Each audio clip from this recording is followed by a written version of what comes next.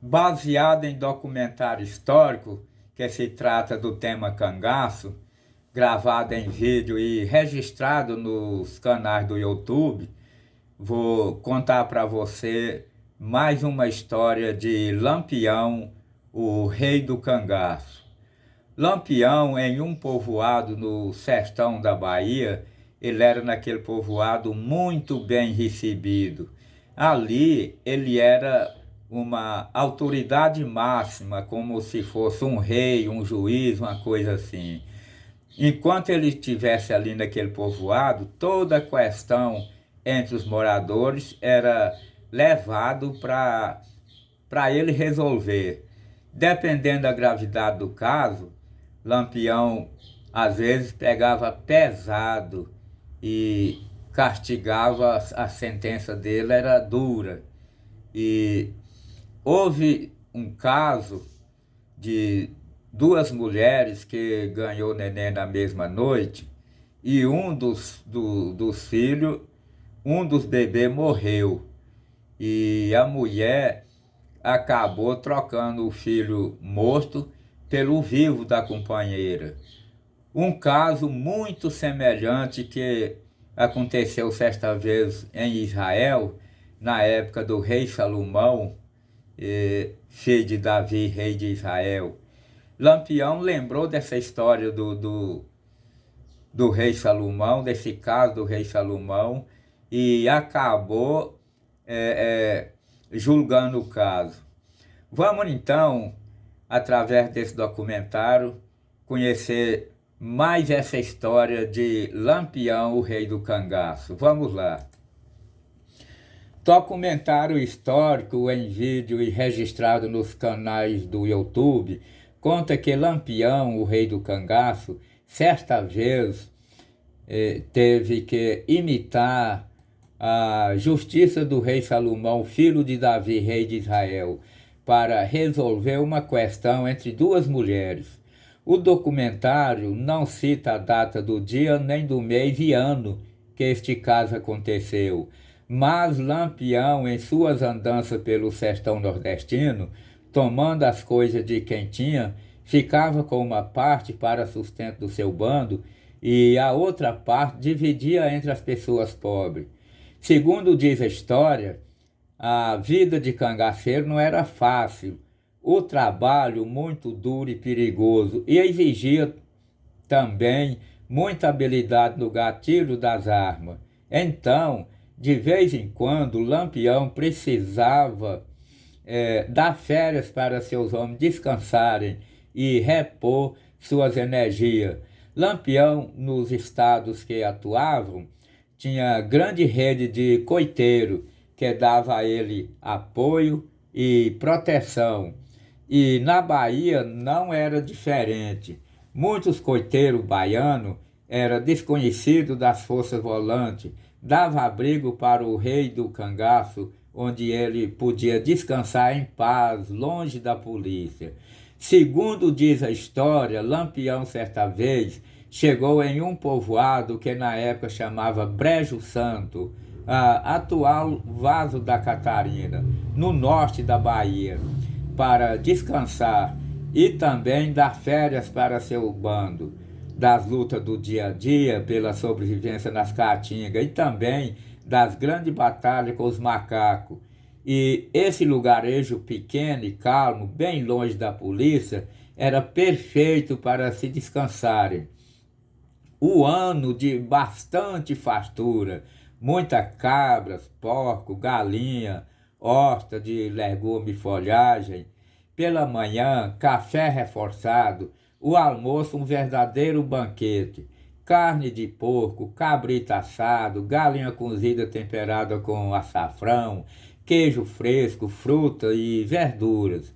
A cabuleira de Lampião de férias no povoado, longe da polícia, hospedado em casa de coiteiro de confiança e farturento, sentia tranquilo e felizes. A ordem de Lampião era que se advertisse à vontade, porém, sem fazer mal a ninguém. Afinal, eles estavam de férias e o povo daquele povoado era pessoas muito amigas dele. Então, os cangaceiros casados ficava com suas esposas e comportava como tal. Mas o solteiro ia para a casa das mulheres solteiras, lá a cachaça e a safadeza corria solta. Pelo que eu entendi o que diz o documentário, acredito eu que o rei do cangaço já conhecia aquele povoado há bastante tempo, porque o documentário histórico fala que os moradores dessa comunidade consideravam Lampião como prefeito, delegado, juízo, era uma espécie de rei.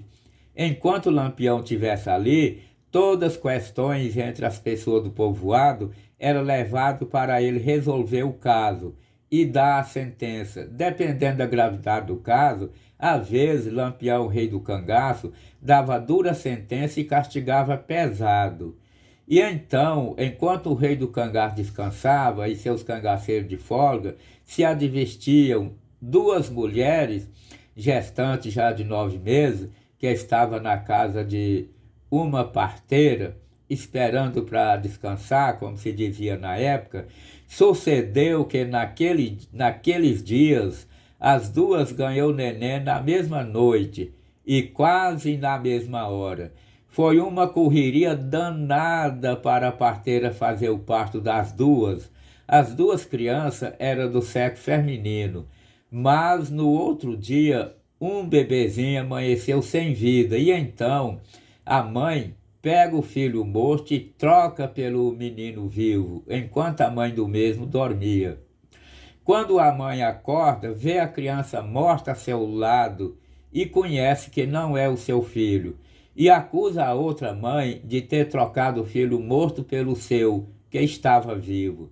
E foi uma confusão danada. A mãe da criança viva dizia: eu conheço muito bem meu filho, ele tem uma manchinha preta pouco abaixo do ouvido esquerdo.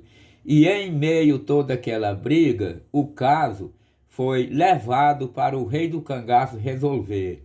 Lampião mandou chamar a parteira para participar do julgamento e interrogou a ela se ela poderia identificar as crianças pela cor ou por sinais, já que os recém-nascidos ambos eram do sexo feminino. Mas a parteira disse que não a lembrava se as crianças tinham alguns sinais, pois ela nunca tinha feito parto duplo e alegou que sentia muito cansada e nervosa, portanto, não poderia ajudar na identificação dos bebês. Então, deixou toda a responsabilidade do caso para o rei do cangaço resolver sozinho.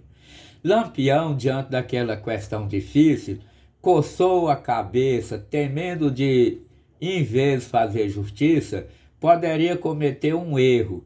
De repente, veio em sua mente uma história bíblica de um caso muito parecido com este, que aconteceu em Israel no tempo do rei Salomão. Duas mulheres moravam na mesma casa e certa noite ambas ganharam neném. Uma das mães dormia separada do seu bebê, mas a outra dormia com o seu filho na cama, a qual era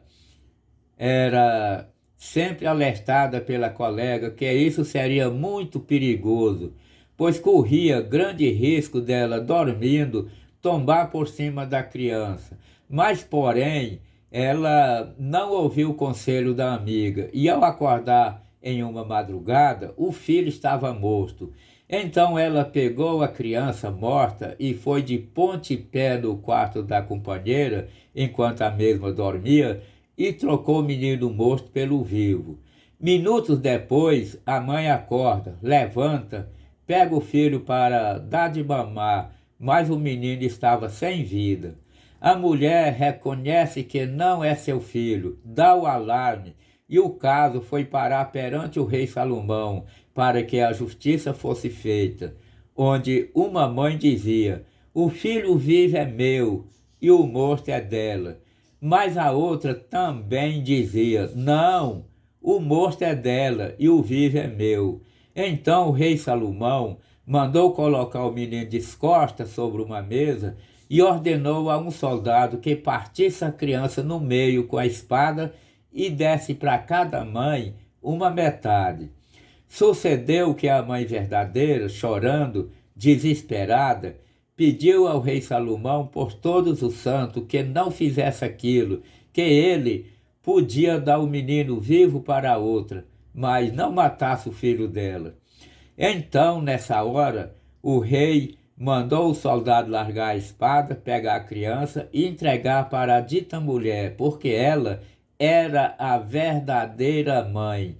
Então, Lampião lembrou deste caso, criou alma nova, levantou a cabeça e falou assim para as duas mulheres: já que vós não entram em um acordo, eu vou resolver isso. Então Lampião disse para um de seus cangaceiros: bota a criança em cima dessa mesa, pega um facão e tora ela no meio, e para cada mãe dá uma metade. Assim o caso fica resolvido.